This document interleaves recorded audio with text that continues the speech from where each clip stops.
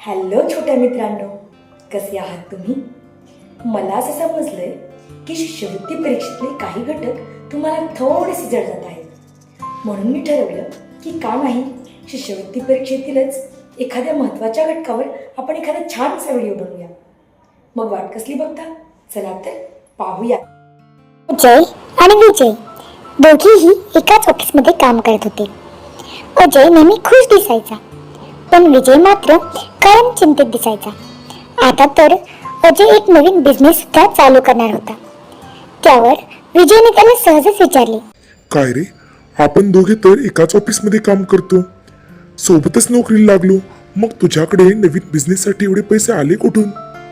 त्यावेळी अजयने हसत उत्तर दिले, अरे, आपण सोबतच नोकरीला लागलो तेव्हापासूनच मी माझ्या पगाराचा एक भाग नेहमीच बचत करून ठेवत आलेलो आहे आणि त्यावर मिळणाऱ्या व्याजातच माझ्या घरातील बरेचसे खर्च भागतात. त्यामुळे घर चालवायला मला फारसा त्रास होत नाही आणि त्यातूनच उरलेल्या पैशांतून भांडवल गोळा करून मी आता नवीन बिझनेस चालू करण्याचा विचार करीत आहे. काय मग, कशी वाटली तुम्हाला अजयची बचतीची किमया? तुम्हाला पण अशी बचतीची सवय आहे का? खूपच छान. तुम्ही तुमचे पैसे कुठे बरे साठवून ठेवता? अगदी बरोबर, पिग्गी बँकेत. आणि तुमचे मम्मी पप्पा, ते त्यांचे पैसे कुठे बरे साठवून ठेवतात? बँकेत, खरोखरच्या बँकेत. आता मला सांगा, तुमचे मम्मी पप्पा त्यांचे पैसे बँकेतच का बरं ठेवतात? अगदी बरोबर, कारण बँकेत ते पैसे सुरक्षित राहतात आणि त्याबरोबरच बँक त्यांना त्या पैशांच्या मोबदल्यात थोडे पैसे वाढवून देते. त्यालाच आपण म्हणतो व्याज. आता व्याजाचे पण दोन प्रकार आहेत बरं का. एक म्हणजे सरळ व्याज आणि दुसरा म्हणजे चक्रवाढ व्याज. सरळ व्याज म्हणजे मूळ रकमेवर ठराविक कालावधीसाठी ठराविक दराने मिळणारे व्याज. पण चक्रवाढ व्याजामध्ये मात्र असे नसते बरं का. तिथे मूळ रकमेवर तर व्याज मिळतेच, पण त्या व्याजावर सुद्धा आपल्याला व्याज मिळते. म्हणजेच सरळ व्याजापेक्षा चक्रवाढ व्याजामध्ये आपल्याला जास्त व्याज मिळत असते. पण आजचा आपला मुख्य विषय आहे सरळ व्याज. चला तर मग बघूया सरळ व्याज कसे काढायचे ते. समजा सुधाने एका बँकेत 5,000 रुपये दशादशे 6 दराने बचत म्हणून ठेवली, तर तिला 2 वर्षानंतर किती रुपये व्याज मिळेल? आता मला सांगा, सुधाने बँकेत किती रुपये बचत म्हणून ठेवले आहेत? अगदी बरोबर. आता पहा, सुधाने बँकेत 5,000 रुपये बचत म्हणून ठेवली, म्हणजेच आपली मूळ रक्कम आहे 5,000 रुपये. ही मूळ रक्कम म्हणजेच मुद्दल. आपण तिला मुद्दल म्हणजेच म असे म्हणूया. मुद्दलला इंग्लिशमध्ये प्रिन्सिपल असे म्हणतात, म्हणून तुम्ही इथे पी असं सुद्धा लिहू शकता. आता मला सांगा, सुधाने कोणत्या दराने बँकेत पैसे ठेवले आहेत?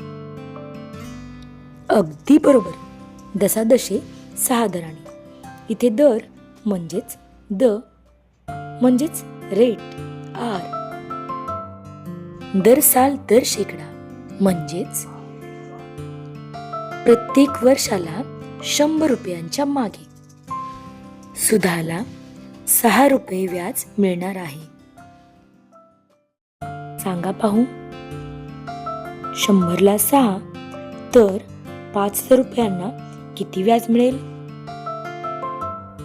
एकावरून अनेकाची किंमत काढताना आपण करतो गुणाकार, म्हणून आपल्याला इथे गुणाकार करावा लागेल. म्हणून आपण मुद्दल 5,000ला 6/100ने गुणूया.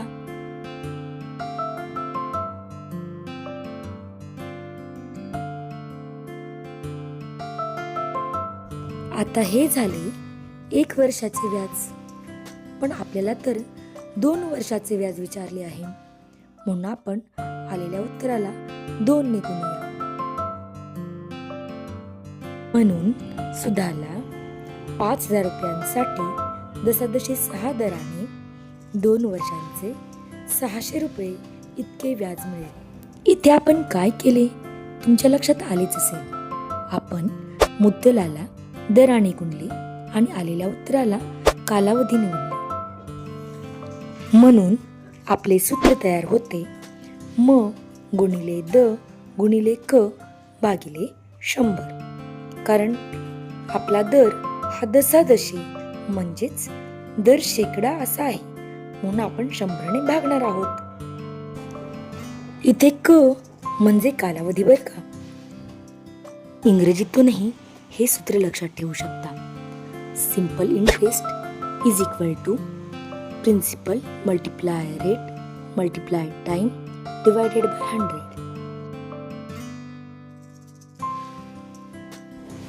आता या पद्धतीने तुम्ही कोणत्याही रकमेवरील व्याज सहजपणे काढू शकता. पाहायचं का तुम्हाला? तर मग हे उदाहरण तुम्ही सोडवा.